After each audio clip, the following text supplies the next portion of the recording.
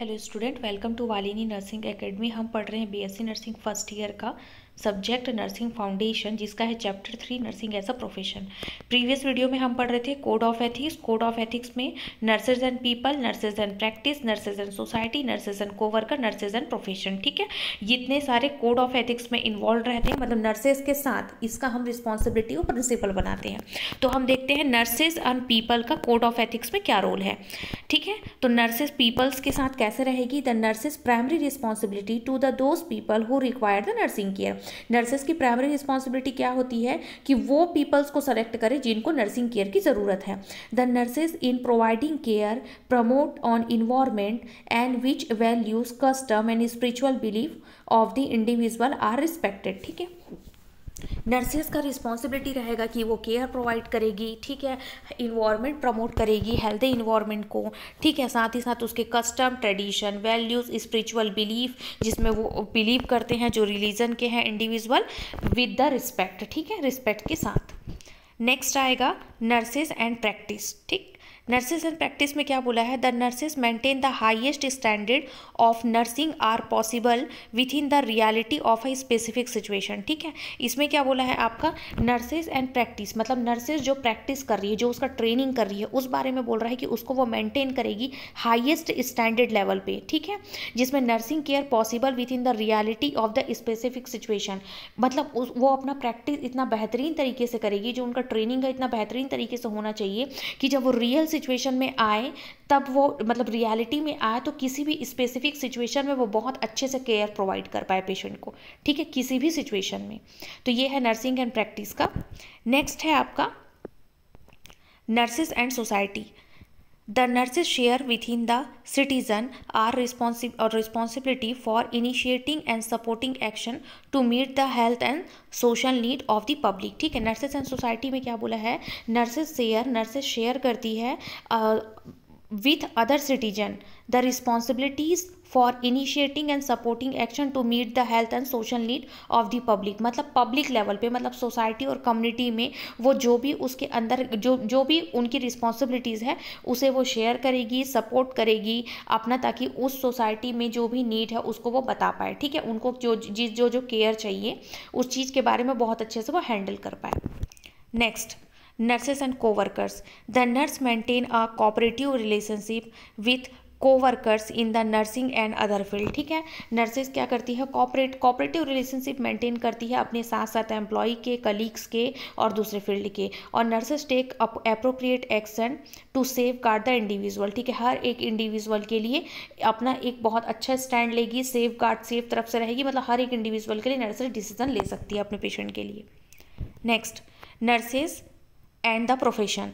The nurses play the major role in determining and implementing desirable standard of nursing practice and nursing education। ठीक है, क्या बोला है? Nurses बहुत अच्छा रोल प्ले करती है अपने प्रोफेशन में, ताकि वो इम्प्लीमेंट कर पाए जितने भी नर्सिंग प्रैक्टिस और नर्सिंग एजुकेशन में जो भी, मतलब अपना नर्सिंग प्रैक्टिस और नर्सिंग एजुकेशन में वो इतने अच्छे से तैयारी कर पाती है कि जब भी अगर उसे किसी भी मेजर रोल की ज़रूरत पड़े तो उन नर्सेस को लिया जाए कि किसी भी स्पेसिफिक सिचुएशन में वो बहुत अच्छे से सर्वाइव कर ले और फाइट कर ले। नेक्स्ट है आपका ethical principle. Ethical principle, ethicals means आपको पता होगा नैतिकता, दैट मीन्स होता है व्यवहार। ठीक है, कि आपको मतलब आपके अंदर जो रिस्पॉन्सिबिलिटी दी गई है आप उसको किस तरह से निभाती हैं। तो एथिकल प्रिंसिपल में आएगा, ethical principle actually control professionalism nursing practice ethical theory. वही मैंने बताया, आपको जो रिस्पॉन्सिबिलिटी मिली है आप उसे किस तरह से निभाएंगे। तो अपने प्रोफेशनलिज्म में आप हमेशा एक कंट्रोल आपके अंदर होना चाहिए। कंट्रोल का मतलब होता है डिसिप्लिन। ठीक है, डिसिप्लिन होना चाहिए ताकि आप जो भी एथिकल थ्योरीज है आप उस पर बहुत अच्छे से अप्लाई कर पाएँ। Next, principle encompasses basis promise from which rule and development। ठीक है, जो भी आप प्रिंसिपल्स आ रहे हैं, ठीक है, हम जो भी रिस्पॉन्सिबिलिटीज़ ये प्रिंसिपल बनाए हैं आपके नर्सिंग प्रोफेशन में, वो आपका पूरा प्रोमिस होना चाहिए। आप उस पर प्रॉमिस करेंगे कि आप उसे बहुत अच्छे तरीके से रूल रेगुलेशन को निभाएंगे। Next, principle are the moral norms that nursing as a profession both demand and strive to implement to everyday ethical practice. ठीक है, मतलब थर्ड नेक्स्ट क्या है? नेक्स्ट प्रिंसिपल मोरल नॉर्म्स में होना चाहिए। Moral norms that nursing as a profession both are demanded to strive the implement to everyday clinical practice. हर दिन के क्लिनिकल प्रैक्टिस में जो भी हमारा मोरल नॉर्म्स है, ठीक है, नर्सिंग एज अ प्रोफेशन का, उसे आप डेली सब निभाएंगी, डेली उस डिमांड को फुलफिल करेंगी और डेली उसको इम्प्लीमेंट करेंगी। ठीक है, ये आपका प्रिंसिपल है। ठीक है, ये आपका आता है एथिकल प्रिंसिपल। मतलब इसमें क्या है कि आप जब हम कोई प्रिंसिपल बनाते हैं तो वो आपके लाइफ में डेली बोल सकते हो पूरा आना चाहिए। ठीक है, तो इसमें पहला आता है एथिकल प्रिंसिपल जो होता है उसमें आप प्रोफेशनलिज्म में कंट्रोल होना चाहिए, मतलब आपके अंदर डिसिप्लिन होनी चाहिए ताकि आप नर्सिंग प्रैक्टिस और एथिकल थ्योरी पे बहुत अच्छे से वर्क कर पाएँ, ताकि क्योंकि आपके अंदर कंट्रोल होगा। नेक्स्ट प्रिंसिपल में क्या बोला है, नेक्स्ट कि आपके वो प्रॉमिस करेंगे कि रूल्स और रेगुलेशंस, ठीक है, और अपने आप को डेवलपमेंट में आप एनकॉम्पासेस करेंगी, मतलब आप उसको धारण करेंगी। ठीक है, उसके बाद आता है principle of moral norms. Moral norms को वो पूरा फॉलो करेंगी और नर्सिंग एज अ प्रोफेशन को, ठीक है, हर दिन अपने क्लिनिकल प्रैक्टिस में। अब आता है इसमें हम देखते हैं क्या क्या है आपका। तो एथिकल प्रिंसिपल में autonomy, inform consent, justice, beneficence, non maleficence, फिर आता है फिडेलिटी, वेरासिटी, अकाउंटेबिलिटी, कॉन्फिडेंशियलिटी। ठीक है, ये है आपका एथिकल प्रिंसिपल, जिसमें आप ये भी याद करेंगे respect for person, respect for autonomy, respect for freedom, respect for beneficence, respect for veracity, respect for justice, respect for fidelity, respect for confidentiality.